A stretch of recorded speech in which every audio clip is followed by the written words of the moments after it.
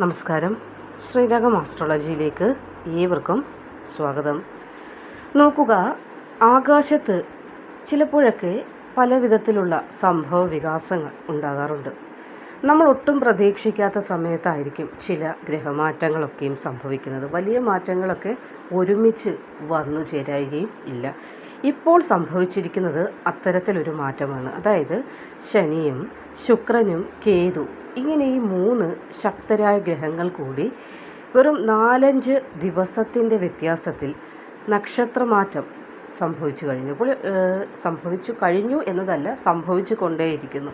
അതായത് ഇതിനെ ജ്യോതിഷത്തിൽ വളരെ അപൂർവമായി മാത്രം സംഭവിക്കുന്ന ഒരു യാദൃശ്ചികത എന്ന് തന്നെ നമുക്ക് പറയുവാനായിട്ട് സാധിക്കുകയുള്ളൂ. അപ്പോൾ എന്താണ് സംഭവിച്ചത് എന്ന് നിങ്ങൾക്ക് ഇതുവരെ മനസ്സിലായിട്ടുണ്ടാവില്ല. അത് ഞാനൊന്ന് വ്യക്തമാക്കി തരാം. അതായത് കഴിഞ്ഞ ഏപ്രിൽ 16-ന് ശുക്രൻ മാറ്റം നടത്തിയിട്ടുണ്ട്.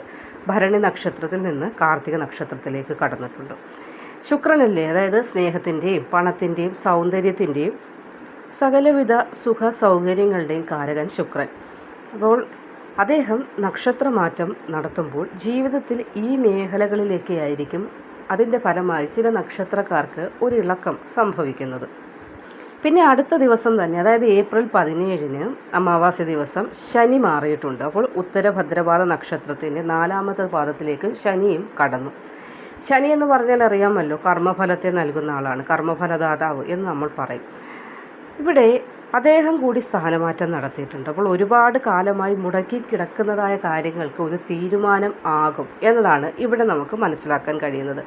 ഇനി അടുത്തത് വരുന്നത് ഏപ്രിൽ 20-ന് കേതുവിൻ്റെ മാറ്റം നടക്കാൻ പോകുന്നുണ്ട്. കേതു തൻ്റെ സ്വന്തം നക്ഷത്രത്തിലേക്ക് മാറ്റം നടത്തുന്നുണ്ട്. കേതു എന്ന് പറഞ്ഞാൽ അറിയാമോ, ഒരു അവ്യക്തതയുടെ അല്ലെങ്കിൽ ആത്മീയതയുടെ പെട്ടെന്നുള്ള മാറ്റങ്ങളുടെയൊക്കെ ഗ്രഹമായിട്ട് വരും കേതു. അപ്പോൾ സ്വന്തം വീട്ടിലേക്ക് കയറുന്നു ചെല്ലുമ്പോൾ കേതുവിന് ബലം കൂടുന്നതാണ്. അതായത് നമ്മൾക്ക് നമ്മുടേതായ സ്വന്തം തട്ടകത്തിലേക്ക് ചെല്ലുമ്പോൾ എപ്പോഴും അവിടെ ഒരു ആധിപത്യ സ്വഭാവം ഉണ്ടാകുമല്ലോ. അത് തന്നെയാണ് ഇവിടെ ഈ ഗ്രഹങ്ങൾക്കും സംഭവിക്കുന്നത്. അങ്ങനെ ഈ 3 പേരും കൂടി അടുപ്പിച്ച് മാറുമ്പോൾ അതിൻ്റെ ഒരു തരംഗം 12 രാശിക്കാർക്കും ഉണ്ടാകുന്നതാണ്. പക്ഷേ അവിടെയും ഒരു കാര്യം മനസ്സിലാക്കണം, ഇതിൽ 4 രാശിക്കാർക്കായിരിക്കും ഏറ്റവും കൂടുതൽ ഭാഗ്യങ്ങളൊക്കെ വന്നു ചേരുന്നത്. അപ്പോൾ അതിനെക്കുറിച്ചാണ് ഇന്നത്തെ അധ്യായത്തിൽ നമ്മൾ പറയുന്നത്. വ്യക്തമായിട്ടൊന്ന് മനസ്സിലാക്കുക. അശ്വതി, ഭരണി, കാർത്തിക, മേടം രാശിക്കാർക്ക് ഇതൊരു ചേഞ്ച് സമയമായിരിക്കും. അതായത് എന്തുകൊണ്ടാണെന്ന് കൂടി ഞാൻ വ്യക്തമാക്കാം. ശനിയുടെ ഈ നക്ഷത്രമാറ്റം മേടം രാശിക്കാരുടെ 12-ാം ഭാവത്തിലായിരിക്കും നടക്കുന്നത്. അപ്പോൾ അറിയാമല്ലോ, 12-ാം ഭാവം എന്ന് പറഞ്ഞാൽ ചെലവിൻ്റെ, വിദേശത്തിൻ്റെ, മോക്ഷത്തിൻ്റെയൊക്കെ ഭാവമായിട്ട് വരും. അപ്പോൾ ഇതുവരെ നിങ്ങളുടെ കയ്യിൽ നിന്ന് അനാവശ്യമായി പണം ഇങ്ങനെ വെള്ളം ഒഴുകി പോകുന്നത് പോലെ പോയിക്കൊണ്ടിരിക്കുകയായിരുന്നോ എങ്കിൽ ആ ഒരു വാതിൽ അടയപ്പെടും. എന്ന് വെച്ചാൽ അനാവശ്യ ചെലവുകളിലേക്ക് പോകാതെ, സമ്പത്ത് ഒഴുകി പോകാതെ അവിടെ ഒരു ബ്ലോക്ക് ചെയ്ത് നിർത്തും. പകരമായിട്ട് മുടങ്ങിക്കിടന്ന ധനമൊക്കെ അല്ലെങ്കിൽ മുടങ്ങിക്കിടന്ന ഫണ്ടുകളൊക്കെ നിങ്ങളുടെ കയ്യിലേക്ക് വന്നു ചേരും. ആരെങ്കിലും തരാനുള്ള പണമാണെങ്കിൽ പോലും അതൊക്കെ വന്നു ചേരും. അപ്രതീക്ഷിതമായിട്ട് തന്നെ തിരികെ ഇതൊക്കെ നിങ്ങളുടെ കയ്യിലേക്ക് വന്നു ചേരാനുള്ളൊരു ഭാഗ്യമാണ് ഇവിടെ കാണുന്നത്. കൂടെ ശുക്രൻ കാർത്തികയിലേക്ക് വന്നത് 2-ാം ഭാവത്തിലാണല്ലോ സംഭവിച്ചിരിക്കുന്നത്. അതുകൊണ്ട് തന്നെ കുടുംബം, സംസാരം, സമ്പാദ്യം ഇതിൻ്റെയൊക്കെ ഭാവമാണ്. അത് നിങ്ങളുടെ സംസാരത്തിനൊരു ശക്തിയൊക്കെ കൂടിയതുപോലെ ഇപ്പോൾ തോന്നുന്നുണ്ടെങ്കിൽ അത് ഫലമായി തുടങ്ങിയിട്ടുണ്ട്. നിങ്ങൾ പറയുന്നത് ആളുകൾ ശ്രദ്ധിക്കും. ജോലി ശൈലിയിൽ വരെ മാറ്റമുണ്ടാകും. മുടങ്ങിക്കിടന്ന പ്രോജക്റ്റുകൾ പോലും പെട്ടെന്ന് പൂർത്തിയാക്കാനായി സാധിക്കുന്നതാണ്. ഇനി കേതു 5-ാം ഭാവത്തിലേക്കാണ് 20-ാം തീയതി മാറാൻ പോകുന്നത്. 5-ാം ഭാവം ബുദ്ധി, പ്രണയം, അതേപോലെ സന്താനങ്ങൾ ഇതിൻ്റെയൊക്കെയാണ്. അതുകൊണ്ട് തന്നെ പ്രണയബന്ധങ്ങൾ ഉണ്ടായിരുന്ന പിണക്കങ്ങൾ എന്തെങ്കിലും ഉണ്ടെങ്കിൽ അതൊക്കെ മാറും. കൂടുതൽ ബന്ധം ദൃഢമാകും. അതേപോലെ സന്തോഷകരമായ യാത്രയ്ക്കൊക്കെ യോഗം കാണും. അശ്വതി, ഭരണി, കാർത്തിക ഈ രാശിക്കാർക്ക് ഗുണങ്ങൾ പ്രത്യേകമായി അനുഭവത്തിൽ വരുന്ന സമയം കൂടിയാണ്. ഇനി പുണർദം, പൂയ, ആയില്യം, കർക്കിടകൻ രാശിക്കാർക്കാണെങ്കിൽ തലയ്ക്ക് മുകളിൽ നിന്നൊരു വലിയ കരിനിഴൽ മാറിപ്പോയ അവസ്ഥയാണ് നിങ്ങൾക്ക്. അതായത് എത്ര നാളായി നിങ്ങൾ അനുഭവിച്ചു കൊണ്ടിരുന്ന ടെൻഷനുകൾക്കും പ്രതിസന്ധികൾക്കും അലട്ടലുകൾക്കും ഒക്കെ ഒരു മാറ്റം ഉണ്ടാകും. അപ്പോൾ ശനിയുടെ ഈ ഒരു മാറ്റം നിങ്ങളുടെ ഭാഗ്യസ്ഥാനമായ 9-ാം ഭാവത്തിലാണ്. അറിയാമല്ലോ, 9-ാം ഭാവം എന്ന് പറയുമ്പോൾ ഒരു വലിയ ആശങ്കയിൽ നിന്ന് തന്നെ നിങ്ങൾക്കിവിടെ മോചനമൊക്കെ കിട്ടുന്ന സമയമാണ്. കൂടാതെ ശുക്രൻ്റെ മാറ്റം തൊഴിൽ സ്ഥാനം 10-ാം ഭാവത്തിലാണ്. അപ്പോൾ ജോലിയിലുള്ള തടസ്സങ്ങളൊക്കെ മാറും. മേലുദ്യോഗസ്ഥരുമായി സാമ്പത്തികമായിട്ട് എന്തെങ്കിലും ക്ലാഷൊക്കെ ഉണ്ടായിരുന്നെങ്കിൽ അതൊക്കെ മാറും. സാമ്പത്തിക നേട്ടം, ശമ്പളത്തിലൊരു വർധനവ്, പ്രൊമോഷൻ പോലെയുള്ള കാര്യങ്ങൾക്ക് സാധ്യത കൂടുതലാണ്. ഇനി 20-ാം തീയതി വരുന്ന കേതുവിൻ്റെ മാറ്റവും ധനഭാവത്തിലാണ്. അതുകൊണ്ട് തന്നെ സാമ്പത്തികമായൊരു ശേഖരം ഉണ്ടാകുമെന്നാണ്. സമ്പത്ത് ധാരാളമായി നിങ്ങളിലേക്ക് വന്നു ചേരും. ബന്ധുക്കളുണ്ടാകും, ബന്ധുക്കളുടെ പിന്തുണയുണ്ടാകും, ശുഭവാർത്തകൾ കേൾക്കുവാനുള്ള ഭാഗ്യമുണ്ടാകും. അപ്പോൾ ഇവിടെ നല്ലൊരു സമയം തന്നെയാണ് നിങ്ങൾക്കിപ്പോൾ നടന്നുകൊണ്ടിരിക്കുന്നത്. പ്രത്യേകിച്ച് 20-ാം തീയതി മുതൽ കേതുവിൻ്റെ മാറ്റവും നല്ല രീതിയിൽ നിങ്ങളെ സ്വാധീനിക്കും. ഇനി അടുത്തത് മകം, പൂരം, ഉത്രം വരുന്ന ചിങ്ങം രാശിക്കാർക്കും രാജകീയമായ രാജയോഗ സമയം തന്നെയാണ്. ശനി നിങ്ങളുടെ 8-ാം ഭാവത്തിലേക്കാണ്. അപ്പോൾ 8-ാം ഭാവം എന്ന് പറഞ്ഞാൽ ആയുർഭാവം, അപ്രതീക്ഷിത നേട്ടങ്ങളുടെ ഭാവം കൂടിയാണ്. കിട്ടില്ലെന്ന് കരുതിയിരുന്ന സ്വത്താകാം, അല്ലെങ്കിൽ ഇൻഷുറൻസ് തുകയാകാം, പണം, ഇതൊക്കെ പല വഴിയിൽ കയ്യിൽ വന്നു ചേരും. എവിടെ നിന്നായാലും ധനമാർഗം, ധനവരവ് ഉണ്ടാകും. ശുക്രൻ 9-ാം ഭാവത്തിലേക്ക് വന്നതുകൊണ്ട് തന്നെ ഉന്നത വിദ്യാഭ്യാസത്തിന് ശ്രമിക്കുന്ന കുട്ടികളാണെങ്കിൽ അതിന് അനുകൂല സമയം. വിദേശത്തേക്ക് പോയി പഠിക്കണമെന്ന് ആഗ്രഹമാണെങ്കിലും അതുകൂടി ഇവിടെ സഫലമാകും. ഇനി കേതുവിൻ്റെ മാറ്റം ജന്മരാശിയിലേക്ക്, അതായത് 1-ാം ഭാവത്തിലേക്കാണ് വരുന്നത്. അതുകൊണ്ട് തന്നെ ഇവിടെ നല്ല ഒരു സമയമാണ്.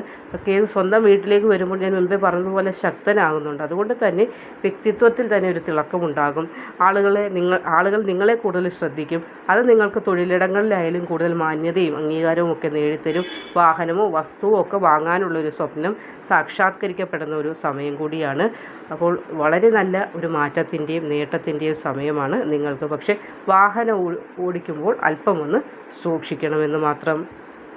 മൂലം, പൂരാടം, ഉത്രാടം ധനുരാശിക്കാരുടെ കാര്യത്തിലേക്ക് വന്നു കഴിഞ്ഞാൽ സാമ്പത്തികമായ അടിമുടി ഒരു മാറ്റമുണ്ടാകുന്ന സമയമാണ്. 4-ാം ഭാവമാണ്. ശനി സുഖഭാവത്തിലേക്കാണ് വരുന്നത്. അപ്പോൾ വീട്, വാഹനം, മനസ്സമാധാനം ഇതിൻ്റെയൊക്കെ ഭാവമാണല്ലോ.